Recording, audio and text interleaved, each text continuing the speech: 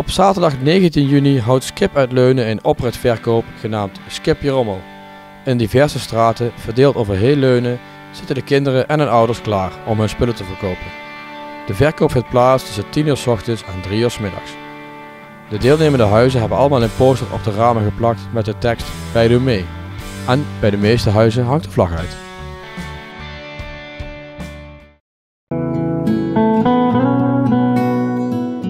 Nu ook de deuren van Schouwburg Venray weer open mogen, komt Jacques Poels op woensdag 30 juni naar Venray.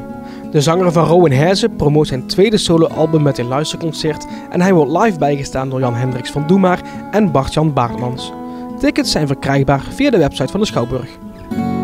Een lange wandeling door de verwondering,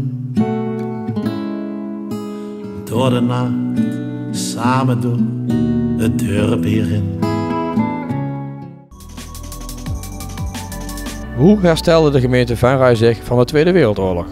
Die vraag staat centraal tijdens de tentoonstelling Venray uit het puin herrezen. De expositie is de eerste wisseltentoonstelling van dit jaar in het Venrays Museum en is te bezoeken vanaf 26 juni. De tentoonstelling toont unieke foto's, objecten en een bijzondere film over de periode van 1946 tot 1970. Danshuis Venray organiseert op zaterdag 26 en zondag 27 juni Release the Element in Schouwburg Venray. Het is een dansvoorstelling door dansers van Danshuis Venray in de leeftijd van 3 tot en met 20 jaar.